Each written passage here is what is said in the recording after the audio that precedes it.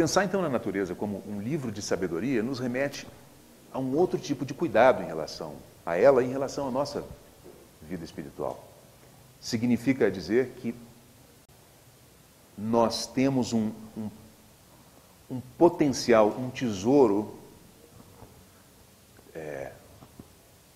acessível, que de certa forma foi alienado.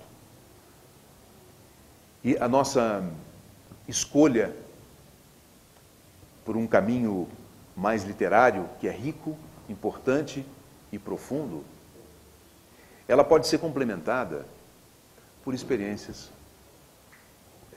de outra ordem. Então, eu me lembro quando um colega importante, uma pessoa importante na psicologia, Carl Rogers, dizia que a jardinagem que ele experimentou fazer era algo muito semelhante ao que ele fazia numa psicoterapia. Lidar com os elementos da vida pode ter semelhanças no cultivo de um vegetal e no cultivo dos potenciais de um ser humano. Uma amiga me passou um livro que eu tenho gostado muito de estudar, chamado O Jardim da Vida, 12 lições que aprendi de minhas plantas. Ele não está em português ainda. E muito recentemente saiu um livro chamado A Sabedoria da Natureza, Taoísmo, I Ching, Zen e os Ensinamentos dos Essênios. Esses livros relatam vivências que são acessíveis a qualquer pessoa, dependendo apenas do tipo de abertura que alguém tenha para com o que está fazendo. Talvez a grande dificuldade de tornar a natureza um livro de sabedoria é que é preciso postura. Há um jeito de entrar na natureza para torná-la escola. E esse jeito de entrar na natureza, ele difere um pouco da nossa forma habitual de funcionar. Aqui, presente, eu acabei de ver entrar a Elô, que é uma pessoa que me acompanhou numa expedição há 2 anos atrás, e ela foi testemunha de um fato, aliás, uma proposta dela, numa outra expedição, percebendo que havia muito barulho enquanto nós andávamos em lugares naturais, a Elô propôs um tempo de silêncio, que pudéssemos fazer uma travessia de um lugar que era muito bonito, em silêncio. E no final, algumas pessoas referiram que esse momento de silêncio foi o momento mais importante da expedição. Porque esse é o ponto. Esse é o ponto. Para tornar natureza um livro de sabedoria, é preciso se aproximar dela da maneira correta. E a maneira correta é, primeiro, uma forma extremamente respeitosa. Mesmo na companhia de outros, que o clima seja um clima de silêncio. E que esse silêncio possa se aprofundar com o tempo, para que a gente possa explorar a ampliação da sensorialidade. Porque uma das causas, eu penso, dessa crise ambiental que nós vivemos é o embotamento dos nossos sentidos em relação à exuberância. Porque enquanto os sentidos se embotam em relação à exuberância da vida, isso permite que todo o nosso funcionamento se focalize nos objetivos mais objetivistas do ego.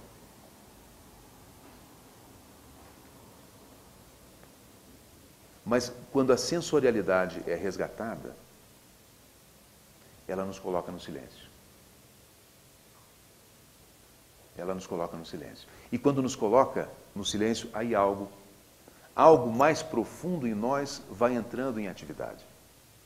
Vocês conhecem o que a literatura teosófica fala sobre a constituição da mente humana, não é? Ela coloca que a nossa mente ela tem uma dimensão mortal. Essa dimensão se vai com o corpo no momento da nossa morte, ou um pouco depois. E a sua característica é que ela é hábil nas discriminações. Ela percebe o diferente. Mas vocês vão observar também que nessa literatura, quando se refere à camada da mente que não morre, lá está colocado que essa camada da mente que não morre, uma das características essenciais do funcionamento dela é a percepção das semelhanças. Percebem por que eles se chamavam analogistas? Porque aprendendo a trabalhar com analogias, ativam um nível mais profundo da mente. E a natureza, nesse aspecto, ela é rica de símbolos. Diz um autor, não me lembro agora quem é, que todo fato natural é expressão de um fato espiritual. Essa é a chave. E é isso que justificava os analogistas se chamarem analogistas. Aquela máxima alquímica do que está em cima está embaixo é o que justifica essa postura mental que, desenvolvida, permite que, eu diria, qualquer circunstância da vida se tornar um oráculo. Mas especialmente a natureza, porque nela existe exuberância de sabedoria. Ali, as leis da natureza, a maneira como tudo se configura, os ciclos, as mortes, as diferenças, os pequenos detalhes, tudo isso com mais propriedade faz conexão com vivências íntimas nossas. E acho muito importante observar que a maneira destrutiva com que nós lidamos com o mundo natural, ela é também um espelho da maneira empobrecedora com que nós lidamos com o nosso próprio mundo psíquico, que nos dessensibiliza, nos empobrece. Como diz um teólogo, Thomas Berry, que é uma pessoa importante da ecopsicologia, a diminuição do mundo natural, ela corresponde a uma diminuição da qualidade do psíquico. Não só porque a diminuição da qualidade do psíquico acaba levando a economias e tecnologias e outros ias que destroem o mundo natural, mas porque, ao perder a conexão com essa profundidade, perder a conexão com a profundidade e a riqueza simbólica do mundo natural, nós nos afastamos de nós mesmos. É curioso a existência de religiosidades, espiritualidades totalmente dissociadas do mundo natural. Não que elas não sejam enriquecedoras, iluminadoras e úteis para quem vive. Mas o fato de existir essa religiosidade dissociada do que é o mundo natural já mostra vamos dizer assim, um condicionamento da nossa cultura que de uma forma ou de outra também nos empobrece. A nossa cultura, gerando essa dissociação que coloca o mundo natural como inferior, se for vista do ponto de vista psicológico, como os junguianos poderiam bem esclarecer, aquilo que é alienado surge como sombra. E aí vem as sombras corporificadas. Eu diria que Francisco de Assis é a sombra do Ocidente, de certa maneira. Ele, que é o patrono dos ecologistas, é a sombra do Ocidente. Porque encarnou aquilo que estava reprimido na cultura europeia da época e é, de certa forma, ainda hoje. Que é a capacidade de olhar para o não humano com um sentimento fraterno, com um sentimento de conexão e de ligação horizontal, não vertical. Honrando a divindade, né, em todas as expressões. E esse olhar sensível, que enriquece a alma, é um olhar apto a perceber as metáforas e os símbolos que a vida traz.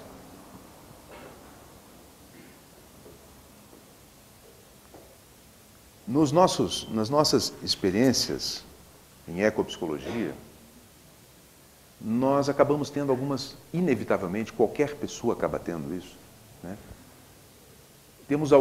resgatamos, de certa forma, algumas das sensações, das percepções desses antigos. E não é incomum que, numa jornada com a postura correta, e eu quero repetir que a postura correta é, primeiro, abandonar os nossos vícios culturais sobre o mundo natural. Saber entender nossos medos em relação ao mundo natural. Sair dessa área de segurança e se abrir para o novo. E com a sensorialidade vivamente ativada, começar a deixar que as coisas aconteçam e que a percepção flua. Num estado como esse, uma pergunta existencialmente importante pode levar a consciência a se focalizar em seres da natureza, ou fenômenos da natureza, partes da natureza, que, como eu disse antes, funcionam como oráculo, porque podem ser símbolos para o que é necessário. Eu, numa certa ocasião, vivendo uma situação que eu queria uma resposta, me coloquei frente a uma planta e fiz essa pergunta para mim mesmo. Esse é um dos exercícios que a gente usa na ecopsicologia. E a reação para mim foi muito interessante, porque o meu olhar foi direto para uma parte da planta que me respondia o que eu precisava saber. No caso, ela me levou para a raiz da planta. E a questão que a mim incomodava naquela época, eu prefiro não entrar em detalhes, mas era realmente uma questão de raiz, de enraizamento. Esse é só um pequeno exemplo, eu gostaria de talvez entrar em outros exemplos também, de como alguns fenômenos de sincronicidade podem surgir se nós nos abrirmos para eles. Nos abrirmos para eles significa acolher a possibilidade do mais profundo e do silencioso. E como eu disse antes, isso é sempre um risco. O James Hillman, um junguiano, tem uma frase interessante. Ele diz, eu tenho essa frase dele aqui, eu vou passar para vocês exatamente como ele dizia aqui. Sozinhos em um campo ou olhando o oceano, nós nos sentimos mais próximos do mistério da vida e da morte do que quando estamos realmente em risco. Por exemplo, atravessando uma rua ou dentro de um carro veloz, onde a morte pode estar literalmente na esquina. A natureza parece nos querer lembrar da morte. Por isso é tão difícil sair de casa, sair do carro e sair do barco. Essa expressão dele nos remete ao que pode ser descoberto a respeito da natureza da nossa vida, do que significa a nossa vida, quando esse olhar se aprofunda.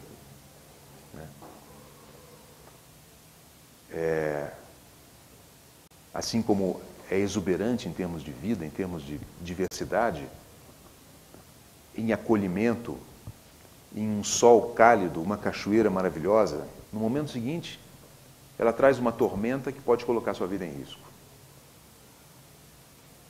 E saber aceitar isso como parte dela, da natureza, nos torna mais sábios.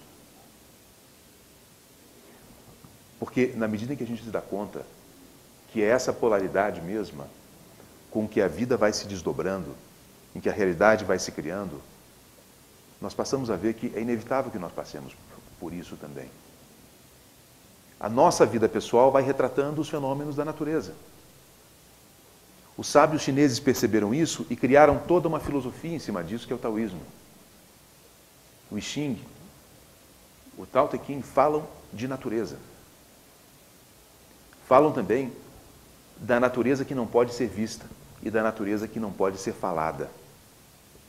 Nos remetendo ao fato de que talvez essa jornada espiritual, auxiliada pelo mundo natural, tenha na observação dos seres vivos da natureza apenas um aspecto.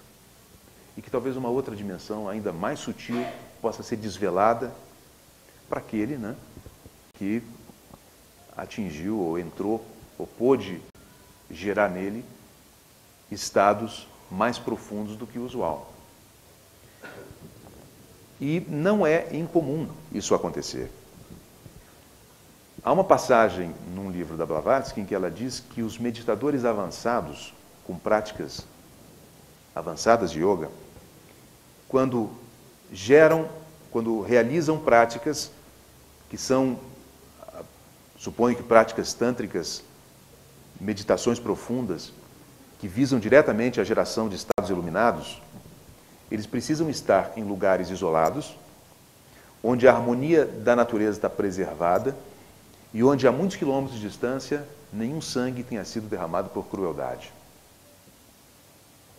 Isso nos faz pensar na sintonia entre o nosso funcionamento mental e sua harmonia, e a harmonia dos seus vários elementos, e a harmonia dos vários elementos da natureza. Que quando nós entramos em lugares onde os elementos estão integrados, isso gera em nós imediatamente uma integração dos nossos elementos interiores. Por isso que eu e outros colegas trabalhamos com a ideia de prescrição de natureza. Para ansiedades leves, para depressões leves, para estados de confusão, a natureza é um excelente apoio terapêutico. Mas apoio terapêutico é o mínimo, porque o potencial dela, ou o potencial da postura mental correta nela, pode gerar estados muito profundos. Nos estudos desse colega que eu me referi agora há pouco, ele chama Robert Greenway, e também em outros estudos, existe a ocorrência eventual de experiências místicas. E eu me recordo que uma pesquisa sobre as experiências pico, do Maslow, experiências alteradas de consciência, ampliadas de consciência, mostrava que estar em contato com a natureza era um dos mais poderosos indutores dessas experiências. De novo vem o fato, olha o que nós perdemos ao criarmos uma sociedade que cria regras muito diferentes das regras que a natureza tem.